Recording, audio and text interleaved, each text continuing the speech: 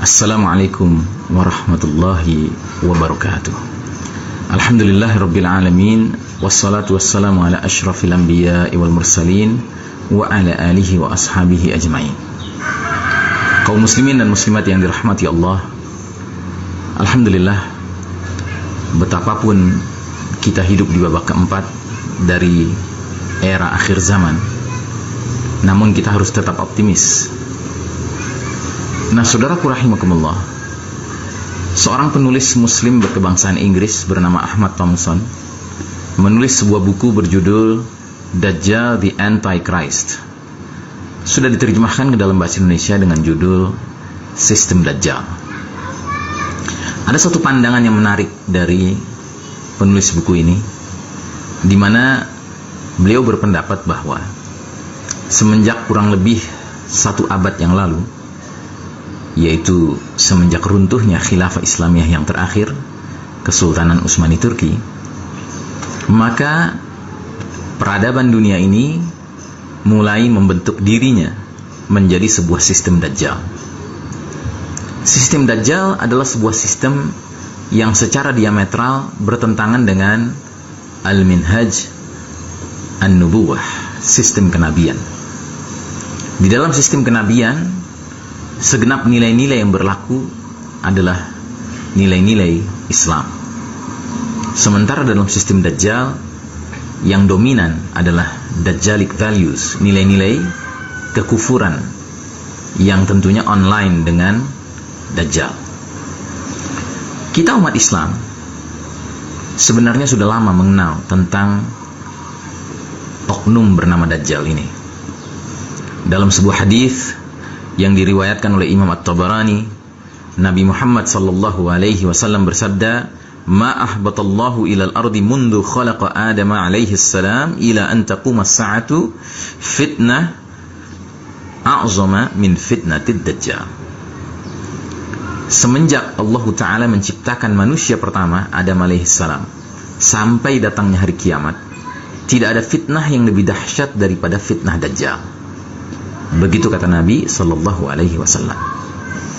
Nah, mengingat bahwa babak keempat merupakan babak yang paling kelam dalam sejarah Islam, maka sangat boleh jadi, bahkan memang banyak ulama yang menjelaskannya demikian, bahwa kemunculan Dajjal akan terjadi di babak keempat ini. Oleh karenanya, kalau kita kaitkan dengan hadis yang lain lagi, riwayat Imam Ahmad, Nabi Muhammad sallallahu alaihi wasallam bersabda, "La yakhrujud Dajjal hatta yadhhala an-nasu an dzikrihi wa tatruka al-a'immatu dzikrahu 'ala al-manabir." Artinya, Dajjal tidak akan keluar sebelum umat manusia mulai melupakan soal Dajjal, dan para imam-imam di mimbar-mimbar pun sudah tidak lagi memperingatkan umat akan bahaya fitnah Dajjal. Nah, saudaraku rahimakumullah, kalau kita lihat realitas dunia kita sekarang, memang kedua fenomena ini sudah menggejala. Fenomena bahwa banyak manusia yang tidak lagi membicarakan soal Dajjal, lupa membicarakan soal Dajjal, dan fenomena bahwa para mubaligh, para penceramah, para imam, para ulama pun sangat sedikit sekali yang masih peduli untuk mengangkat tema Dajjal ini di tengah-tengah umat. Maka saudaraku rahimakumullah, di babak keempat ini, marilah kita waspada. Marilah kita meningkatkan persiapan kita untuk menghadapi a'zamul fitnah, fitnah yang paling dahsyat sepanjang zaman, yaitu fitnah Dajjal. Sebab rangkaian fitnah yang muncul pada babak keempat ini dapat kita simpulkan merupakan muqaddimah, merupakan tamhidan, pengantar menuju kemunculan puncak fitnah, yaitu Dajjal. Dalam hadis yang lain lagi, riwayat Imam Ahmad juga, disebutkan di sana, suatu ketika ihwal Dajjal ini dibicarakan di kalangan para sahabat. Lalu Rasulullah Muhammad SAW terlibat dan bersabda, "Sungguh fitnah yang terjadi di antara kalian lebih aku takuti dari fitnah Dajjal, dan tidak seorang pun yang selamat dari rangkaian fitnah sebelum fitnah Dajjal, melainkan dia akan selamat menghadapi fitnah Dajjal. Dan tidak ada fitnah yang dibuat semenjak adanya dunia ini baik kecil maupun besar, kecuali dalam rangka menyongsong, menyambut kehadiran fitnah Dajjal. Jadi saudaraku rahimakumullah, sistem Dajjal yang sekarang kita berada di dalamnya ini, memang Dajjalnya belum muncul, oknum Dajjalnya belum muncul, tetapi sistemnya kian hari kian memapankan dirinya. Segenap dimensi kehidupan sekarang ini, sebut saja dimensi apapun, Ipol, Exosbud, Mil, Hankam, Pen, seterusnya, ideologi politik, sosial, ekonomi, budaya, pendidikan, hukum, militer, semuanya nilai-nilainya sudah tidak berdiri di atas nilai-nilai keimanan dan keislaman. Maka dalam situasi dunia seperti sekarang ini, kemunculan Dajjal adalah hanya perkara waktu. Dan dikhawatirkan begitu dia muncul, dia akan segera dinobatkan menjadi pemimpin yang diletakkan online, compatible dengan sistem yang sudah tersedia ini.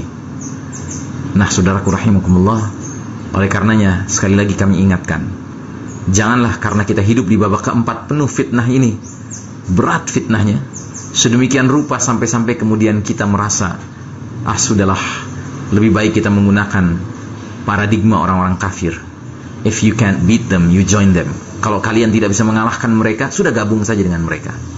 Tidak, saudaraku.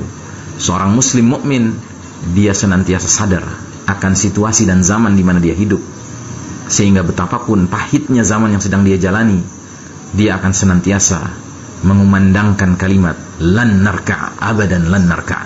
Sekali-kali kami tidak akan tunduk, tidak akan pernah kami mau tunduk sekejap pun dengan sistem yang tidak diridai Allah Subhanahu wa taala. Justru kita akan berusaha keras untuk menjemput bola, menjemput babak kelima. Itulah sistem yang Allah ridai, dan pada masa itulah dikatakan oleh banyak hadis, umat ini akan meraih puncak kejayaannya. Bilakah itu? Wallahu a'lam bishawab. Bukan soal waktu yang penting buat kita, tetapi soal positioning, soal posisi di mana kita berada. Itulah yang lebih penting. Selagi kita on the right track, kita berada di atas jalan yang benar, berapapun lama yang harus kita tempuh untuk meraih kejayaan, that's not the main issue. Itu bukan isu utamanya. Isu utamanya adalah lebih baik kita mati di atas jalan yang benar, sehingga kita mendapatkan keuntungan di akhirat, daripada kita meraih kemenangan dalam kepalsuan, yang berarti mati kapanpun adalah sebuah mati konyol. Na'udzubillahi min dzalik. Assalamualaikum warahmatullahi wabarakatuh.